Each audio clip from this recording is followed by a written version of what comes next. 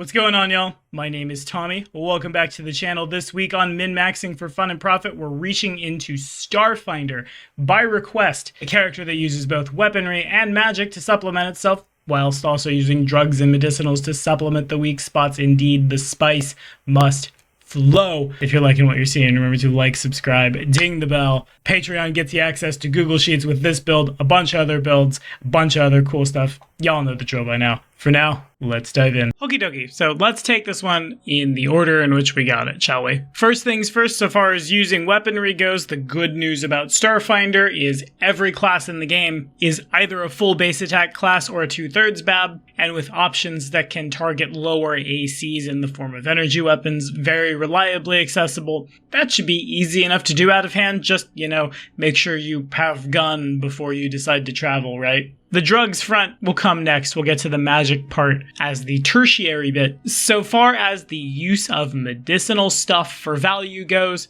that to me screams the Biohacker. To speak in Pathfinder terms, they sort of feel like a combination between the alchemist and the witch. That is to say, all of our stuff comes in the form of pharmaceuticals and things and can buff the party, but also we have a very wide package for debuffing our enemies as well. I had the opportunity to briefly GM for one of these, and it was a joy to watch it do what it does from jump. You get a thing called a custom micro lab for, to carry around and have to cook with. Not only does it function as a lot of things you need to make things, as long as you have it on you, as a move action you can target a creature within line of sight and within 60 feet and attempt either a life science check for a living creature or a physical science check for an unliving creature, which can always be attempted untrained, and you always get a 20 on the dice. What's that? Hold on, let me hit it with the scanners, Captain. You also attune it to a number of creatures equal to 3+ your key ability score modifier. That means the party and their friends sometimes, which is a mechanic we need for buffs and things later. The class gets a bunch of cool things called biohacks. Consider these like your witch hexes or your alchemist formulas that modify bombs. You can rapidly whip them up. They are specialized solutions. If they get inside someone, it's bad. You can deliver them with any attack from any injection weapon, anything from a spear with a syringe hidden in it to the needler. You, of course, must declare that you're doing this before you shoot, and if you fail, bad things happen. However, unlike poisons or drugs or things like that you might load into a weapon like this, it's literally just, you have a resource, I'm gonna do the thing, and then on it goes. The custom microlab also affords you, as you might expect, syringes, which you can use to deliver biohacks if you just don't have your space syringe gun on you, or some tech that we'll highlight for our specific build later. The syringe doesn't do any damage, but if the target would take 1 point of piercing damage, they're exposed to the thing in the needle. All biohackers have access to a basic booster and a basic inhibitor. The former lasts for a number of rounds equal to your key ability score, and can buff out AC, skill checks, or speed. Inhibitors last a little longer, can reduce DR, can penalize AC, can reduce resistances to things, and obviously we're going to get a bunch of other cool stuff as we level up. Like a lot of other things in Starfinder, the subclass theme is baked in-house and often determines the ability scores we need the most. It's one of my favorite things about the system, TBH. In a lot of other games you can look at like the rogue and be like, dexterity, that's the thing you do. Not necessarily the primary stat for the operatives, but I'm getting ahead of myself. The intelligence-based biohacker is studious, gains an untyped bonus to will saves, and an insight bonus to life science, medicine, and physical science checks that scales as you level. You also get to add your int instead of your wisdom to perception and sense motive. My god, all the 1E players are shouting from the rooftops about this one, because that was hard to do. The wisdom-based variant, which we'll be building around, gets to pick 2 skills to have for free skill ranks-wise as they level. They get bonuses in them. Those bonuses scale, and you get wisdom instead of intelligence on life science, medicine, and physical science. But now, on to the fun stuff and the magic parts of the game. All biohackers have access to not 1, not 2, but 3 fields of study, which give them different boosters, different inhibitors, and different breakthroughs as they level up to flavor to taste and buff the party that you are, joining. Some of these are better than others. We're gonna really hope we got a lot of magical friends for the thing we're getting up to for our first field of study will be thermopathy. Man, it feels weird to say that word out loud. Thaumaturgy. This is where the magic bit comes in. This is playing with magic as if it is a science, using eldritch pharmaceuticals to do eldritch things. We can give people spell resistance or reduce caster level and saving throws of spells and spell-like abilities that creatures have. It also increases the duration of casting time, takes a penalty on their damage. This is huge, especially later on. There are a lot of things in the game that have built-in spell-like abilities that you can just snap shut off. But the cool part, and the reason I'm picking this one first, is so we can get our breakthrough faster. Magic renewal. Check this shit out. As a standard action, you create and deliver a medicinal formula to a living creature that restores an expended spell slot or expended spell-like ability. You can just snap make a Pearl of Power. It's strictly only ever a once per day, but the more members of your party who can use this, the better. That is bonkers crazy to build around. Anesthesiology for the second one to pass out DR and saves against pain effects if you ended up in the wrong part of space. The inhibitor just does non-lethal damage and gives the fatigued condition. Eventually, this will hand out temp hit points as well. Neurochemistry comes last to let your allies ignore confused and staggered, or, just flat throw a negative to will save on your enemies, which feels good as a late game ability that we get just snap. Now you're a little worse at the thing my Technomancer friend is going to do to you, or that's going to come from us later on. But before we get there, today we will be building on the Huitzplina of Alien Archive 4. They buff out both our dexterity and our wisdom. The two most important ability scores for this build possess both blind sense, dark vision, and a climb speed, which I think all three come in handy quite a lot. It's not a fly speed, but you can buy those in Starfinder relatively easily. Likewise with a prehensile tail, which allows them to hold and wield up to 3 hands worth of weapons. If you're Master Chiefing your way through a pair of Needlers and just really need a melee weapon to apply a debuff, the tail can hold the syringe. Their pre-dreaming ability gives them with a resolve point once per day 100% success rate augury, which is huge and feels on flavor for the spice must flow character, right? They also can once per day after taking the total defense action and before the start of their next turn take a reaction to launch a 20-foot spread of spines from their body. Reflex save at 10 plus half their level plus their con mod, or everything caught in the burst of sharp pointy objects takes piercing damage equal to 3 times their level, with of course a save for half. For our theme today, leaning into more of the drug shenanigans, the Dream Prophet. I've said drug a lot in this video. I'm gonna get fucking demonetized. Now I've cursed. Oop, I'm in trouble. Dream Prophet gives us mysticism as a class skill. It's one of the class skills that the Biohacker does not innately get. We don't have to do a bunch of hoops to jump through to get it, or use one of our class features to do so. At 6th level, Flash of Prescience gives us a once per day augury that can only see 1 minute into the future for, when one augury just wasn't enough. Having multiple castings of this without using resources from your class, that's huge. I think that's how you get those to happen at the table in a meaningful way, because unless you just straight up have a diviner following behind you, oftentimes I feel like the casters are just preparing to do another thing. At level 12, each day after you wake up from an 8-hour rest, you can choose ability checks, saves, or skill checks, and twice per day you can re-roll a roll of the type you chose because you had a dream about that time you were gonna eat poisoned food, roll out of the way of a grenade, and then resist the urge to quit adventuring and just go retire back on your home world where the shit didn't happen and the food was good and the grenades were non-existent.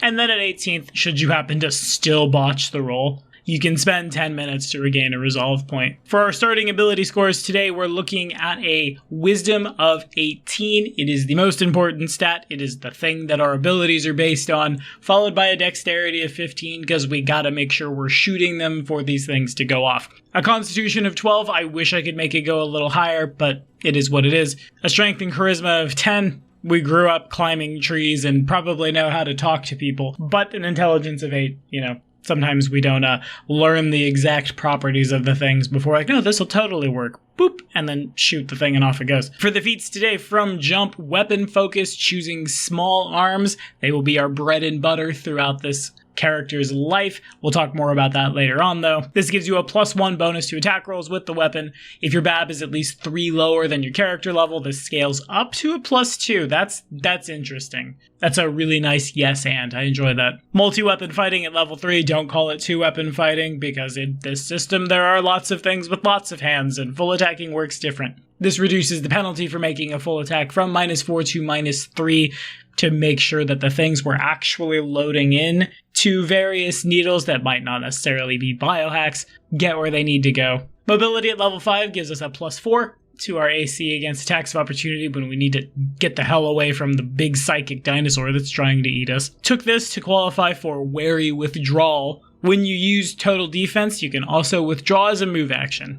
If you do so, you can only move up to your speed. If you have to run through a bunch of threat ranges, dodging the first attack of opportunity from using the withdraw action, then taking some more to put yourself in a really good position to just yeet spines at people, right? That seems really good. Shot on the run, real big staple as a full action.